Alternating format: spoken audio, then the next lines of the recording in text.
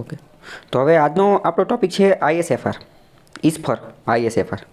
આઈએસએફઆર એટલે કે India state of forest report. આખા ભારતની અંદર ફોરેસ્ટ જંગલનું શું પ્રમાણ છે, વૃક્ષોનું શું પ્રમાણ છે, એની ઉપરનો એક અત્યંત મહત્ત્વનો જો કોઈ રિપોર્ટ હોય ને તો એ ISFR ISFR India state of forest report છે.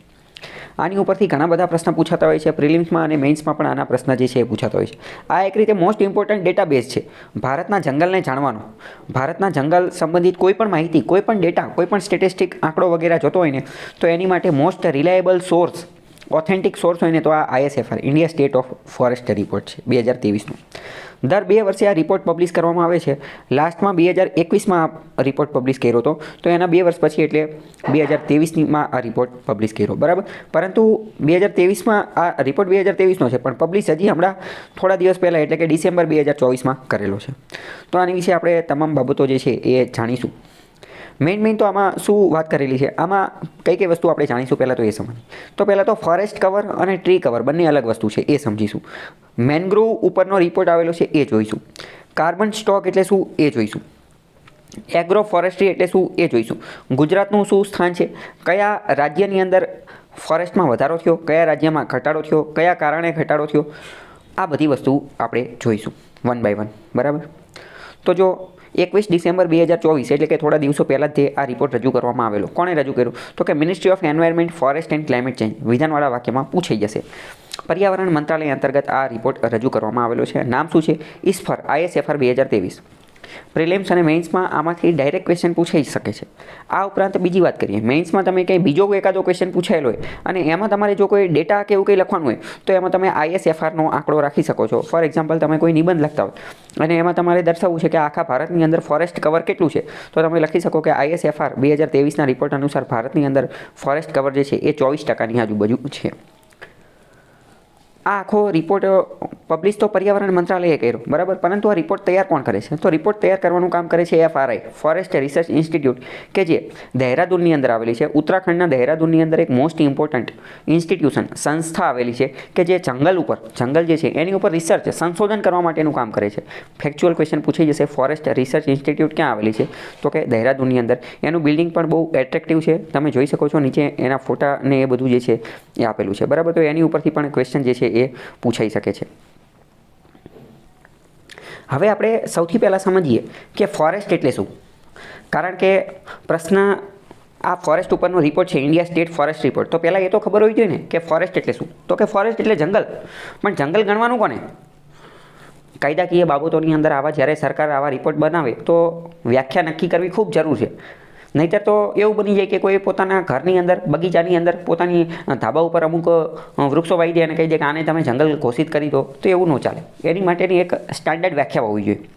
મોસ્ટ ઇમ્પોર્ટન્ટ, ગમે ત્યારે ફોરેસ્ટ કવર શબ્દ આવે એટલે તમારે આ વ્યાખ્યા યાદ કરવાની.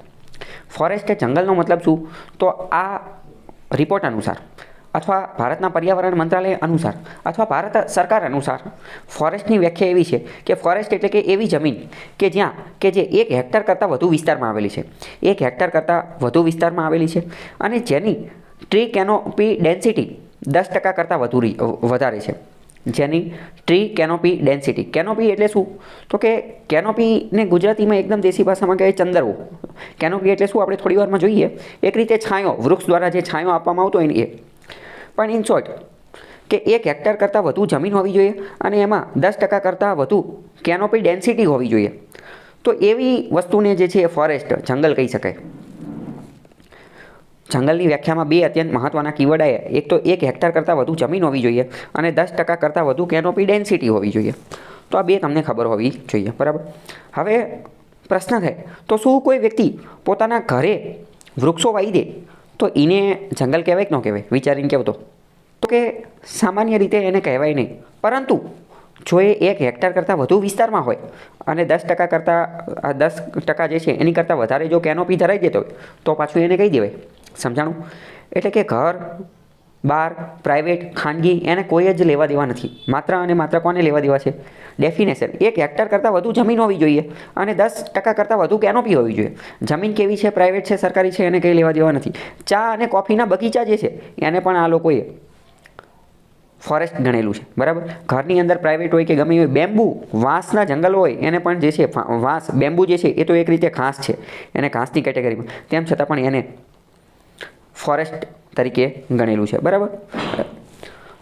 તો ઇન શોર્ટ વ્યાખ્યા શું છે? ખાલી બે જ વસ્તુ ઉપર ફોકસ કરે છે, 1 હેક્ટર કરતાં વધુ જમીન અને 10% કરતાં વધુ કેનોપી. હવે તમે વિચારો, આ વ્યાખ્યા તમે કોઈ નિબંધ કે કોઈ મેઇન્સમાં કંઈ પૂછાયેલું છે તો એમાં પણ તમે આ વ્યાખ્યા ઉપયોગ કરી શકો છો, કારણ કે ફોરેસ્ટની બધી આડી અવડી વ્યાખ્યા લખે એનીથી બેટર કે આ ઓફિશિયલ વ્યાખ્યા લખવી, બરાબર. તો હવે પ્રશ્ન થાય કે ભારતે આ વ્યાખ્યા બનાવી, તો શું ભારતે કોના આધારે આ વ્યાખ્યા બનાવી? તો કે ભારતે જે વ્યાખ્યા બનાવીને એ આંતરરાષ્ટ્રીય ધારાધોરણોને ધ્યાનમાં રાખી અને બનાવેલી છે. તો કે આંતરરાષ્ટ્રીય ધારાધોરણો કયા છે?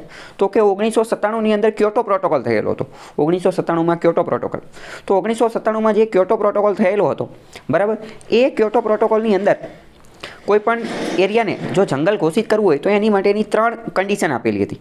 પહેલી condition crown cover percentage. Crown cover એટલે જ કેનોપી. ક્રાઉન એટલે શું? તો કે તાજ. ક્રાઉન એટલે કે તાજ. ક્રાઉન કવર એટલે કે તાજ, કે જેને આપણે કેનોપી કહીએ. તો કે ક્રાઉન કવર કેટલું હોવું જોઈએ? તો કે 10%થી તે કે 30%ની વચ્ચે હોવું જોઈએ. 10%થી તે કે 30%ની વચ્ચે હોવું જોઈએ. તો ભારતે એમાંથી કયું નક્કી કર્યું? તો કે આપણે કેનોપી હશે 10%. બીજું, ક્યોટો પ્રોટોકોલ અંતર્ગત જમીનની અંદર જંગલ માટે એ નક્કી કર્યું કે ઓછામાં ઓછો કેટલો એરિયા હોવો જોઈએ? તો કે ઓછામાં ઓછો જે છે એ 0.05 હેક્ટરથી લઈને તો 1 હેક્ટરની વચ્ચે હોવો જોઈએ. 0.05 હેક્ટરથી લઈ અને 1 હેક્ટરની વચ્ચેનો એરિયા હોવો જોઈએ. તો ભારતે જે છે એ 1 હેક્ટરનો એરિયા જે છે નક્કી કર્યું. અને ક્યોટો પ્રોટોકોલ અંતર્ગત તો એ પણ કીધું હતું કે હાઇટ, વૃક્ષની હાઇટ જે છે, ઊંચાઈ એ કેટલી હોવી જોઈએ? તો કે 2 મીટરથી તે 5 મીટર સુધીની હોવી જોઈએ. 2 મીટરથી તે 5 મીટર સુધીની હોવી જોઈએ. પરંતુ ભારતે 10% કેનોપીવાળો અને 1 હેક્ટર કરતાં વધુ જમીનવાળો ક્રાઇટેરિયા પસંદ કરેલો છે. ખ્યાલ આવ્યો કે નહીં?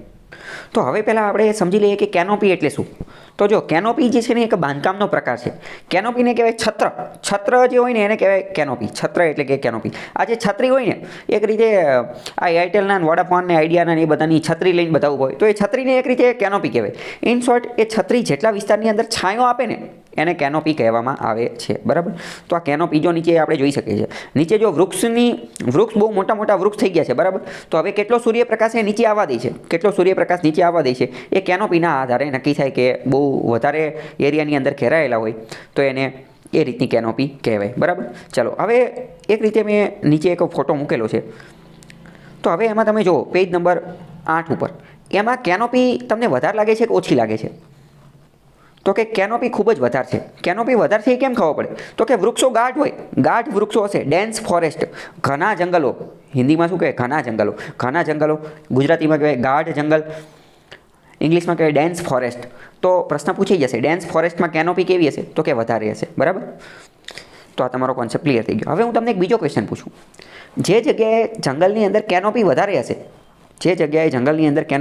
હશે, તો અહીંયા જમીન ઉપર વધારે સૂર્યપ્રકાશ જોવા મળશે. વિધાન સાચું કે ખોટું?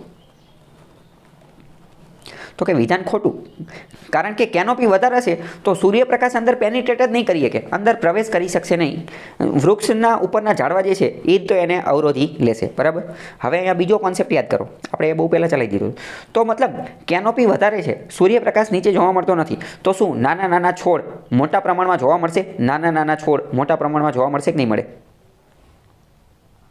તો કે નહીં મળે. તો કેવા વૃક્ષો જોવા મળશે? નાના છોડ જોવા મળશે નહીં મોટા પ્રમાણમાં. કેમ? કારણ કે નાના છોડ સુધી તો સૂર્યપ્રકાશ જ નહીં પહોંચે, તો એનો વિકાસ, એનો ગ્રોથ કઈ રીતે થશે? તો વધુ કેનોપી હશે તો અહીંયા વૃક્ષો મોટા મોટા જોવા મળશે, મોટા પાંદડા ધરાવતા હોય એવા જોવા મળશે, બરાબર. ખ્યાલ આવ્યો? તો આ બધું એકબીજા હારે આપણે લિંક કરવાનું છે. તો કેનોપી ખ્યાલ આવી ગયો, ફોરેસ્ટ ખ્યાલ આવી ગયો. ફરીથી એકવાર કહી દઉં, ફોરેસ્ટ એટલે શું? તો કે 10% કરતાં વધુ કેનોપી ડેન્સિટી હોવી જોઈએ અને 1 હેક્ટર કરતાં વધુ જમીન હોવી જોઈએ, બરાબર. તો હવે અહીંયા હું તમને એક બીજો કોન્સેપ્ટ એક ક્લિયર કરાવી નાખું. 2 વસ્તુ આવે, એક તો ફોરેસ્ટ કવર અને એક તો ટ્રી કવર. ફોરેસ્ટ કવર અને ટ્રી કવર. તો ફોરેસ્ટ કવર એટલે શું એ તમને ખબર પડી પહેલાં કે ન ખબર પડી? રાઈટ. ફોરેસ્ટ કવર એટલે અત્યારે આપણે ફોરેસ્ટની જે વ્યાખ્યા આપી એની અંતર્ગત જે આવતું હોય, ફોરેસ્ટની વ્યાખ્યા જે આપી કે 10% કેનોપી અને 1 હેક્ટર કરતાં વધુ, એ ફોરેસ્ટ કવર. તો હવે ટ્રી કવર એટલે શું? તો કે ટ્રી કવર એટલે તો ટ્રી એટલે વૃક્ષ.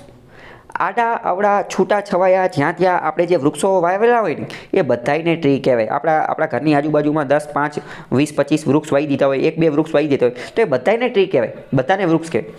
ઘણી બધી વાર ગ્રામ પંચાયત, તાલુકા પંચાયત, જિલ્લા પંચાયત, નગરપાલિકા, મહાનગરપાલિકા અમુક સંકલ્પ લેતી હોય છે કે અમે 10 લાખ વૃક્ષો વાવીશું, અમે 1 લાખ વૃક્ષો વાવીશું. 1 મિલિયન ટ્રીનો અમદાવાદની અંદર એકાદી સંસ્થા જે છે એને 1 મિલિયન ટ્રી એટલે કે 10 લાખ વૃક્ષ વાવવાનો સંકલ્પ લીધેલો હતો. તો આ બધું કોની અંદર આવે? આ બધું ટ્રી કવરની અંદર આવે. કારણ કે એક વિસ્તારની અંદર 5 વૃક્ષ વાવી દેવ તો એ કોઈ જંગલ ન બની જાય, પણ ટ્રી કવર તો કહેવાય ને, ટ્રી કવર કહેવાય. ઘણા બધા એનજીઓ જે છે એ પણ છૂટાછવાયા વૃક્ષો વાવતા હોય છે. ઘણા બધા લોકો પોતાના જન્મદિવસ નિમિત્તે જે છે એ વૃક્ષ વાવતા હોય છે. તો આ બધાને ટ્રી કવર કહેવાશે. તો પહેલો પ્રશ્ન, ફોરેસ્ટ કવર અને ટ્રી કવર શું એ બંને એક છે કે અલગ અલગ છે? તો કે બંને અલગ અલગ છે. તો બંનેમાં તફાવત શું? એ ખ્યાલ છે? એ ખ્યાલ પડ્યો બંનેમાં તફાવત શું? યસ, ટ્રી કવરમાં શું કીવર્ડને યાદ કરો? ઓનલી ટ્રી, માત્ર ટ્રીને ધ્યાને લેવામાં આવ્યું. જ્યારે ફોરેસ્ટ કવરમાં તો 10% અને 1 હેક્ટરવાળી વ્યાખ્યા. ઓકે, ચલો આગળ જઈએ. હવે આપણે જોઈએ કે ક્લાસિફિકેશન ઓફ ફોરેસ્ટનું વર્ગીકરણ કરેલું છે. તો વર્ગીકરણ અલગ અલગ રીતે કરેલું છે એ આપણે જોઈએ. ફોરેસ્ટનું વર્ગીકરણ, ફોરેસ્ટ એટલે કેવું? તો કે 1 હેક્ટર અને 10% કેનોપીવાળું. તો કે ફોરેસ્ટનું વર્ગીકરણ એ રીતે કરેલું છે. પહેલું તો VDF, વેરી ડેન્સ ફોરેસ્ટ, એટલે કે ખૂબ જ ઘણા જંગલો, ઘણા ગાઢ જંગલો, અત્યંત ગાઢ જંગલો. તો કે અત્યંત ગાઢ જંગલો કયા હોય? તો કે અત્યંત ગાઢ જંગલ એને કહેવાના કે જેની કેનોપી 70% કરતાં વધુ હોય. 70% કરતાં વધુ કેનોપી, તો કે અત્યંત ગાઢ જંગલો. પછી મોડરેટ ડેન્સ ફોરેસ્ટ, તો કે મધ્યમ ગાઢ જંગલો. તો એ કયા? તો કે એ 40% કરતાં નીચે કેનોપી હોય ને, એટલે કે 40થી 70%ની કેનોપી, એટલે કે 40%નો આંકડો યાદ રાખવાનો, 40%થી નીચેનો. પછી આવે ઓપન ફોરેસ્ટ. તો કે ઓપન ફોરેસ્ટ એટલે તો કે 10%નો આંકડો યાદ રાખવાનો, 10%થી 40%ની વચ્ચેનો જે હોય એ. અને પછી આવે સ્ક્રબ એટલે કે 10% કરતાં નીચેનો, 10% કરતાં નીચે હોય કેનોપી ડેન્સિટી, એને સ્ક્રબ કહેવાય. હવે આપણે ઓફિશિયલી તમે વિચારો કે સ્ક્રબ જે છે, સ્ક્રબ શું એને ફોરેસ્ટ જંગલ કહેવાય કે ન કહેવાય? યસ, રાઈટ, સ્ક્રબને જંગલ કહેવાશે નહીં. કેમ? કારણ કે એ 10% કરતાં નીચે છે કેનોપી એટલે. ઓકે, ખ્યાલ આવ્યો? તો આ બધા એના પેરામીટર છે, બરાબર, કે very dense forest, moderate dense forest અને ઓપન ફોરેસ્ટ. બધાના આંકડા યાદ રાખી લેવાના. 70% કેનોપી, 40% કેનોપી અને 40% કરતાં નીચે કેનોપી. ઓકે, તો હવે આપણે જોયું કે ISFR, India state of forest report, એની અંદર ટ્રી કવર ને ફોરેસ્ટ કવરને આ બધી વસ્તુની ચર્ચા કરવામાં આવેલી છે. એ બધાનો અભ્યાસ કરેલો છે. તો હવે પહેલો પ્રશ્ન એ થાય કે આજે India state of forest report આજે બન્યો, તો એમાં જંગલ જે છે, જંગલ અથવા વૃક્ષ, એનું સર્વે કોણે કર્યું હતું? એ ચેક કરવા કોણ ગયું હતું? ઘરે કે બધી જગ્યાએ કોણ ચેક કરવા ગયું હતું? તો એની માટે ઇસરોનો સેટેલાઇટનો વાપરવામાં આવેલો હતો, IRS, Indian remote sensing satellite. આપણે આ ટેકનોલોજી ભણી ગયા છીએ કે રિમોટ સેન્સિંગ સેટેલાઇટ આપણે બનાવેલા છે. તો રિમોટ સેન્સિંગ સેટેલાઇટનો ઉપયોગ કરવામાં આવે તો, અને એમાં પણ ખાસ કરીને કયો? તો કે રિસોર્સ સેટ નામનો જે સેટેલાઇટ હતો. રિસોર્સ એટલે સંસાધનો, સેટ એટલે સેટેલાઇટ. રિસોર્સ સેટનો ઉપયોગ કરવામાં આવ્યો હતો. પ્રશ્ન પૂછી જશે કે IFSR રિપોર્ટ માટે કયો સેટેલાઇટ? તો કે ઇસરોનો રિસોર્સ સેટ વપરાયેલો હતો, બરાબર. હવે આપણે આખો બધો ડેટા જોઈએ કે શું છે શું નહીં એ બધું. ડેટા યાદ રાખવા માટે જો પહેલાં સમજીએ કે આખું આપણું total forest and tree cover, forest cover અને ટ્રી કવર બંનેને જો આપણે ભેગું કરીએ આપણા આખા દેશનું, તો એ કેટલું છે? 8,27,356 કિલોમીટર સ્ક્વેર. પણ હવે હું તમને આવી રીતે આંકડા નહીં કહું, હું તમને રાઉન્ડ ફિગરમાં આંકડા કહીશ, અને હું એવું સજેસ્ટ કરીશ કે તમે પણ રાઉન્ડ ફિગરમાં જ યાદ રાખો. તો શું કીધું કે ટોટલ ફોરેસ્ટ અને ટ્રી કવર બંનેને ભેગું કરીએ ને તો આપણો એરિયા છે 8 lakh square kilometre. 8 lakh square kilometre આપણો એવો એરિયા છે કે જ્યાં ફોરેસ્ટ અને ટ્રી કવર જે છે આવેલું છે. આ બધાને જો પર્સન્ટેજમાં કરીએ તો થાય 25%. મતલબ કે આપણા 25% વિસ્તારમાં જંગલો અને ટ્રી કવર જે છે એ આવેલું છે. આખા ભારતના 25% વિસ્તારની અંદર એ વસ્તુ આવેલી છે, બરાબર. પ્રશ્ન, ચલો નીચે એક વિધાન આપેલું છે કે ભારતનો ફોરેસ્ટ કવર 33% છે. સાચી વાત કે ખોટી વાત? તો કે ભારતનો ફોરેસ્ટ કવર 33% છે એ વાત ખોટી. કારણ કે અત્યારે તો આપણે જોયું કે ભારતનો ફોરેસ્ટ કવર 25% છે. અત્યારે તો આપણે જોયું કે 25% છે. તો કે આ 33%નો આંકડો શું છે? કે મેં તો ક્યાંક જ્યાં ત્યાં અમુક જગ્યાએ 33% પણ વાંચેલો છે. તો કે આપણે જે તે સમયે ફોરેસ્ટ પોલિસી બનાવેલી હતી એના અંતર્ગત આપણે એવો ટાર્ગેટ, એવો લક્ષ્યાંક, એવું સપનું જોયેલું છે કે ભારતનું ફોરેસ્ટ કવર જે છે ને એ 33% તો પહોંચાડી જ દેવું છે. ભારતનું ફોરેસ્ટ કવર 33% તો પહોંચાડી દેવું છે. તો શું આપણે આ ટાર્ગેટ અચીવ કરી લીધો છે? ના, આપણે આ ટાર્ગેટ અચીવ કર્યો નથી. હજી આપણે 25% સુધી જ પહોંચી શક્યા છીએ. હજી આપણે 25% સુધી જ પહોંચી શકીએ. પરંતુ અમુક રાજ્ય, સમ સ્ટેટ્સ, અમુક રાજ્ય બહુ ડેન્જર છે, એ બહુ જોરદાર છે, એમને આ ટાર્ગેટ અચીવ કરી લીધો છે કે એમને 33%નું ટાર્ગેટ અચીવ કરી લીધો છે. અને અમુક રાજ્ય તો એવા છે કે આ 33%ને પણ સરપાસ કરી અને 40%, 49% સુધી પહોંચી ગયા છે, બરાબર. એટલે કે અમુક વિધાનવાળા વાક્યમાં કહી દેશે કે એક પણ રાજ્યએ હજી સુધી ફોરેસ્ટ કવર માટેનો ટાર્ગેટ અચીવ કર્યો નથી. વિધાન સાચું પડશે તો કે ખોટું પડશે? કારણ કે એક પણ ક્યાં, અમુકે તો અચીવ કરી લીધો છે. આઈ થિંક 14 જેટલા રાજ્યએ અચીવ કરી લીધો છે, બરાબર. તો અને આ ટાર્ગેટ 33%નો એ ફોરેસ્ટ પોલિસીમાં નક્કી કરવામાં આવેલો છે. નીચે ફોરેસ્ટ કવર અને ટ્રી કવરની જે તફાવત જે છે એ આપવામાં આવેલું છે. તો ઇન શોર્ટ હવે તમારે યાદ શું રાખવાનું? તમારે યાદ એ રાખવાનું કે આપણું ફોરેસ્ટ કવર કેટલું છે? તો કે ફોરેસ્ટ કવર આપણું છે 7 lakh square kilometre. 7 lakh square kilometre. તો કે ટ્રી કવર કેટલું છે? તો કે ટ્રી કવર છે 1 lakh square kilometre. 1 lakh square kilometre. અને બેયને ભેગું કરીએ તો કેટલું થાય? તો કે બેયને ભેગું કરીએ તો કે ફોરેસ્ટ કવર અને ટ્રી કવર બંનેને ભેગું કરીએ તો કે 8 લાખ સ્ક્વેર કિલોમીટર છે. 8 લાખ સ્ક્વેર કિલોમીટર. અને આ 8 લાખ સ્ક્વેર કિલોમીટર એટલે કેટલું થાય? તો કે 25% થાય. 25%. તો કે હવે આપણું forest cover 7 lakh square kilometre છે. એના કેટલા ટકા થાય? તો કે 21%. ફોરેસ્ટ કવર તો ખાલી 21% છે. ફોરેસ્ટ કવર ખાલી 21% છે. અને ખાલી ટ્રી કવર જોઈએ, ખાલી ટ્રી કવર જોઈએ તો કે એ કેટલું છે? તો કે 1 લાખ સ્ક્વેર કિલોમીટર એટલે કે 3%. અને બંનેનું ભેગું જોઈએ તો 25% અને 8 લાખ સ્ક્વેર કિલોમીટર. સમજાણું કે ન સમજાણું? જો અલગ અલગ રીતે ક્વેશ્ચન પૂછાઈ જશે કે ફોરેસ્ટ કવર અને ટ્રી કવર એની પર્સન્ટેજ કેટલી? તો કે 25%. પણ ખાલી ફોરેસ્ટ કવરની પર્સન્ટેજ કેટલી? તો કે 21%. ખાલી ટ્રી કવરની પર્સન્ટેજ કેટલી? તો કે 3%. બરાબર? તો આવી ગૂંચવણમાં રહેવાનું નહીં. 7 lakh square kilometre, 1 lakh square kilometre અને કુલ 8 લાખ સ્ક્વેર કિલોમીટર. 3 આંકડા યાદ રાખવાના. બરાબર? ચલો. તો હવે આપણને ખબર પડી ગઈ કે 8 લાખ સ્ક્વેર કિલોમીટર કુલ છે. તો પ્રશ્ન થાય કે આમાં વધારો થયો ઘટાડો થયો? પહેલાં કેટલું હતું? તો કે પહેલાં ક્યારે રિપોર્ટ આવેલો હતો? દર 2 વર્ષે રિપોર્ટ આવે છે. 2021માં પહેલાં રિપોર્ટ આવેલો હતો. તો પહેલાં જેટલું હતું એમાં વધારો થયો છે. એટલે કે ફોરેસ્ટ કવર અને ટ્રી કવર એની અંદર વધારો થયો છે. કેટલો? તો કે 150 સ્ક્વેર કિલોમીટરનો વધારો થયો છે. 150 સ્ક્વેર કિલોમીટર, 150 સ્ક્વેર કિલોમીટરનો વધારો થયો છે. એટલે કે 0.05%ની અંદર 0.05%નો વધારો થયો છે. પ્રશ્ન પૂછાઈ જશે ફોરેસ્ટ કવર અને ટ્રી કવરમાં વધારો થયો છે ISFR 2023 અનુસાર. વિધાન સાચું પડી જશે. બરાબર? Forest and tree cover of country, forest અને ટ્રી કવર બંનેની વાત કરીએ તો બંનેની અંદર જે છે એ 1400 કિલોમીટરનો, 1400 સ્ક્વેર કિલોમીટરનો વધારો થયો છે. એટલે કે 0.18%નો વધારો થયો છે. 0.18%. તો હવે તમને પ્રશ્ન થાય તો કે તો 150 સ્ક્વેર કિલોમીટર હતું એ શેનો વધારો થયો હતો? તો જે 150 સ્ક્વેર કિલોમીટર જે વધારો થયો હતો એ માત્ર ફોરેસ્ટ કવરમાં થયો હતો. એ ફોરેસ્ટ કવરમાં. અને ફોરેસ્ટ એટલે શું? એ તો આપણે હમણાં સમજી ગયા. બરાબર? ખાલી ફોરેસ્ટ પૂછે તો 150 સ્ક્વેર કિલોમીટરનો વધારો થયો છે. અને ફોરેસ્ટ અને ટ્રી કવર બંને પૂછે તો 1500 કિલોમીટરનો વધારો થયો છે. 1500 સ્ક્વેર કિલોમીટરનો. બરાબર? સમજાણું કે ન સમજાણું? હવે સમજીએ કે એવા વિસ્તાર, એવા રાજ્ય કે જ્યાં સૌથી વધુ જંગલ આવેલા છે. લાર્જેસ્ટ ફોરેસ્ટ કવર, સૌથી વધુ ફોરેસ્ટ કવર આવેલા છે. ફોરેસ્ટ કવર એટલે શું? તો કે 1% અને 10% વાળું. તો સૌથી વધુ ફોરેસ્ટ કવર ક્યાં આવેલા છે? તો કે પહેલાં મધ્યપ્રદેશની અંદર. મધ્યપ્રદેશની અંદર 77,000 સ્ક્વેર કિલોમીટર જેટલો એરિયા આવેલો છે. પહેલા નંબરે મધ્યપ્રદેશ છે સૌથી વધુ જંગલોમાં. બીજા નંબરે છે અરુણાચલ પ્રદેશ 65,000 સ્ક્વેર કિલોમીટર. અને ત્રીજા નંબરે છે છત્તીસગઢ. મોસ્ટ ઇમ્પોર્ટન્ટ પહેલું તો ખબર હોવી જોઈએ કે સૌથી વધુ જંગલ ક્યાં આવેલા છે? તો કે મધ્યપ્રદેશની અંદર 77,000 સ્ક્વેર કિલોમીટર. હવે આમાં બે રીતે ક્વેશ્ચન પૂછે કે સૌથી વધુ જંગલો ક્યાં આવેલા છે? તો કે 77,000 સ્ક્વેર કિલોમીટર મધ્યપ્રદેશમાં. પણ હવે બીજો ક્વેશ્ચન કેવો પૂછે કે પર્સન્ટેજ વાઇઝ. પર્સન્ટેજ વાઇઝનો મતલબ શું? પર્સન્ટેજ વાઇઝનો મતલબ ટકાવારીના સંદર્ભમાં કે આખા રાજ્યનો કેટલો વિસ્તાર છે? આખા રાજ્યનો કેટલો વિસ્તાર છે? અને એમાંથી કેટલા વિસ્તારમાં, કેટલા ટકા વિસ્તારમાં જે છે જંગલ આવેલા છે? જેમ કે આપણે વાત કરીએ કે જૂનાગઢ, ગીર સોમનાથની આજુબાજુ બાણેજ નામનું એક મતદાન મથક છે. મતદાન મથક. અહીંયા ખાલી એક જ વોટર છે. એક જ વ્યક્તિ જે છે, એક દાદા જે છે એ મત દેવા આવે છે. તો હવે માની લો કે એક દાદા અહીંયા જઈ બાણેજમાં જઈ અને મતદાન કરી નાખે તો શું કહી શકે કે એ બૂથનું મતદાન 100% થયું કહેવાય. એ બૂથનું મતદાન કેવું કહેવાય? 100%. તો એ તો 100% થઈ જ જાય ને. ખાલી એને ઉપાડીને લઈ આવવાના. અને 0% કરવું હોય તો તે થઈ જાય. બરાબર?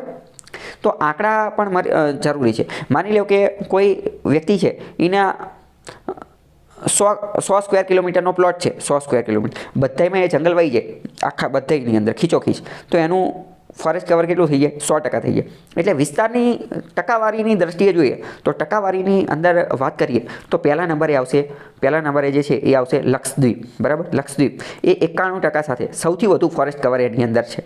પણ રાજ્યમાં જોઈએ તો મિઝોરમ આવશે પહેલા નંબરે. કારણ કે લક્ષદ્વીપ તો યુટી છે, યુનિયન ટેરેટરી. તો લક્ષદ્વીપ 91% ફોરેસ્ટ કવર છે. લક્ષદ્વીપ નાનું છે. બરાબર? તો 91% બની જાય. બીજા નંબરે મિઝોરમ છે અને ત્રીજા નંબરે છે અંદમાન નિકોબાર.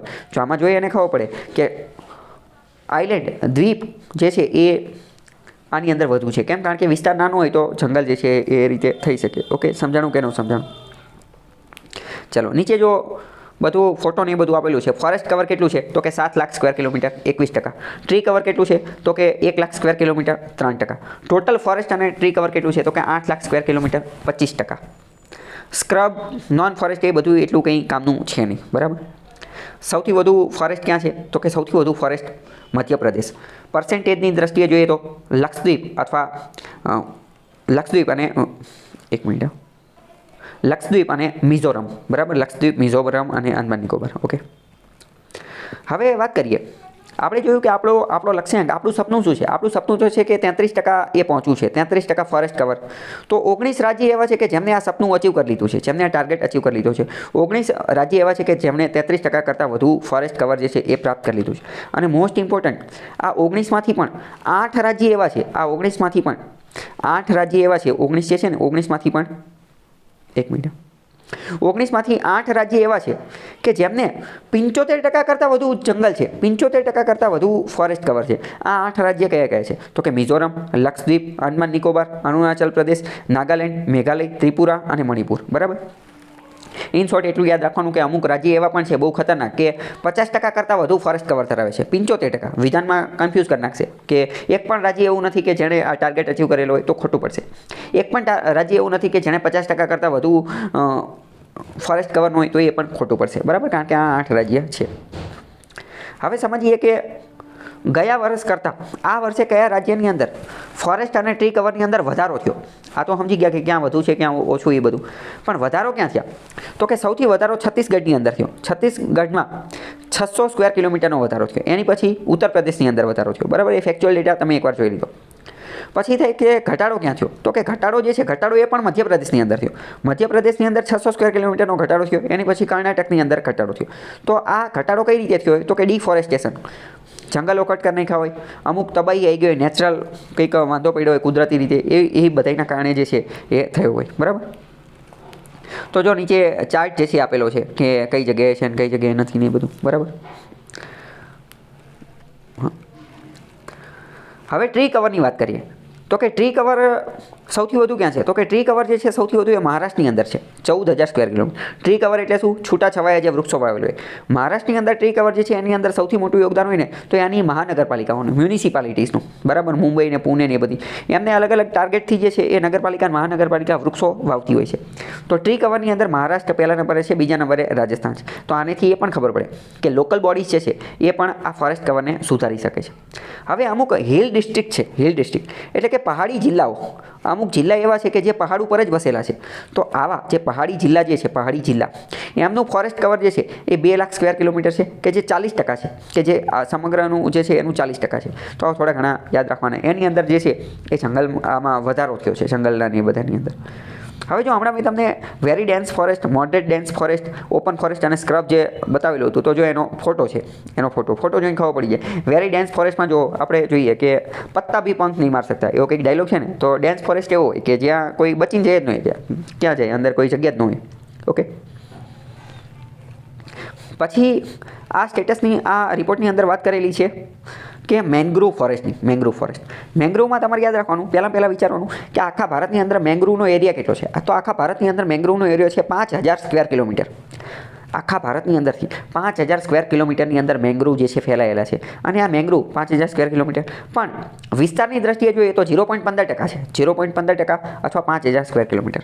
ચલો, હવે બીજો પ્રશ્ન થાય કે, ચલો હું તમને પ્રશ્ન પૂછું, મેંગ્રુવ જે છે એ શું ઇકોટોનમાં આવશે કે નહીં આવે? ઇકોટોનમાં, તો કે ઇકોટોનમાં આવશે. ઇકોટોનનો ટોપિક જે છે આપણે જોઈ લીધો છે, બરાબર. અને મેંગ્રુવ ઇકોસિસ્ટમ માટે, પ્રોડક્ટિવિટી માટે, એ બધા માટે સારા છે.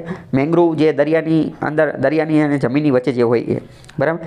મેંગ્રુવને પણ આ લોકોએ એ રીતે વર્ગીકરણ કરેલું છે કે વેરી ડેન્સ મેંગ્રુવ અને ડેન્સ મેંગ્રુવ ને મોડરેટ મેંગ્રુવ ને એ બધું, બરાબર. એ જોઈ લેજો, એમાં કંઈ એટલું કામનું છે નહીં.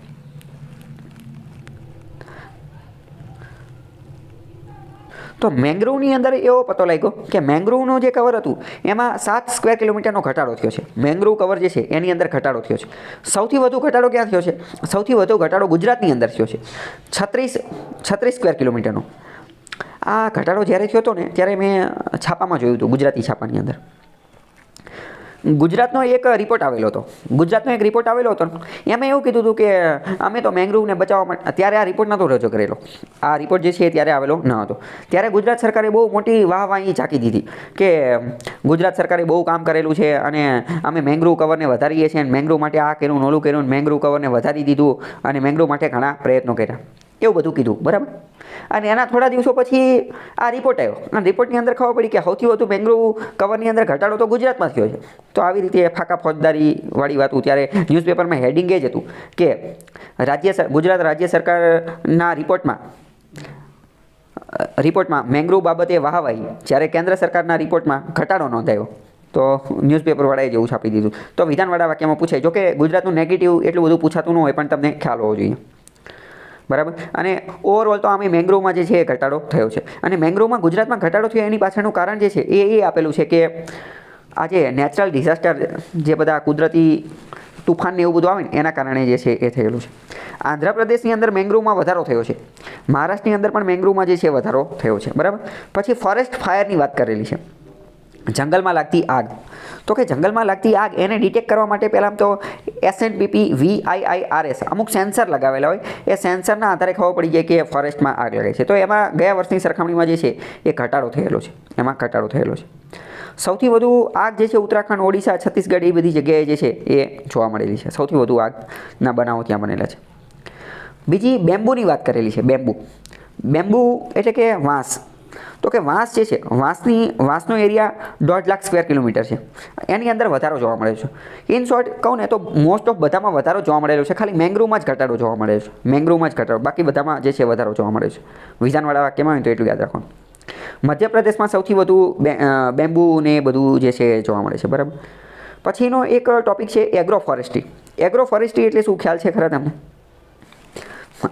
એગ્રો ફોરેસ્ટ્રી એક કોન્સેપ્ટ છે જેના અંતર્ગત શું નક્કી કર્યું કે એગ્રો એટલે કે એગ્રીકલ્ચર, ખેડૂત કૃષિ તો કરતા જ હોય ને, તો કે કૃષિ કરતા હોય ને તો કે એક કામ કરો, એની સાઈડમાં એની આજુબાજુમાં ફોરેસ્ટ, જંગલની અંદર અમુક જે વૃક્ષો જોવા મળતા હોય ને એવા વૃક્ષો વાવી દો અને એક નાનું જંગલ બનાવવાની કોશિશ કરો. તો આના કારણે શું થશે, ફોરેસ્ટના જે લાકડા, ફોરેસ્ટના જે વૃક્ષો છે એ પણ ઉગી જશે અને એની વેચી અને ખેડૂતને બીજું વધારાનું વળતર પણ મળશે અને આપણું જે ટ્રી કવર જે છે એ પણ વધી જશે. એટલે ઇન શોર્ટ એગ્રો ફોરેસ્ટ્રી એટલે કે એગ્રીકલ્ચર એટલે કે કૃષિ અને ફોરેસ્ટ એટલે કે જંગલ બંનેને ભેગું કરવાનું. એટલે કે હવે ખેડૂત જે છે એ જંગલ બનાવશે, આવી પ્રક્રિયા જે છે એ કરેલી હતી. તો આના આધારે ખબર પડી કે એગ્રો ફોરેસ્ટ્રી પ્રોજેક્ટ જે છે એ એક રીતે ઘણી બધી જગ્યાએ સારો રહેલો છે. એના કારણે ટ્રી કવરમાં, ફોરેસ્ટ કવરમાં વધારો થયેલો છે. એના અંતર્ગત 1,27,000 સ્ક્વેર કિલોમીટર જે છે એટલું એસ્ટિમેટ રાખેલું હતું અને એટલું જે છે થઈ ગયું છે, અચીવ થઈ ગયું છે. તો એગ્રો ફોરેસ્ટ્રીથી ફાયદો થયો છે. એગ્રો ફોરેસ્ટ્રી શું એટલે એ તમને એક ખબર હોવી જોઈએ. સૌથી વધુ એગ્રો ફોરેસ્ટ્રી મહારાષ્ટ્રની અંદર જે છે અને કર્ણાટકની અંદર જે છે જોવા મળે છે. મહારાષ્ટ્ર પહેલા નંબરે છે. નીચે બીજા અમુક આપેલા છે, બરાબર. તો એ તમે જાતે જોઈ લેજો, એ એટલા બધા કામના નથી. હવે બીજો એક કોન્સેપ્ટ આવે કાર્બન સ્ટોક. કાર્બન સ્ટોકનો મતલબ શું થાય?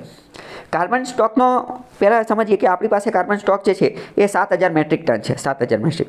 કાર્બન સ્ટોકનો મતલબ એ થાય કે કોઈ વિસ્તારની અંદર કાર્બન કેટલો સંગ્રહ થયેલો છે. માની લો કે તમે એક વૃક્ષ વાવી દીધું અને એ વૃક્ષ દર વર્ષે 10 ટન કાર્બનનો સંગ્રહ કરે છે, 10 ટન કાર્બનનો. તો એનો કાર્બન સ્ટોક કેટલો થયો કહેવાય? 10 ટન થયો કહેવાય.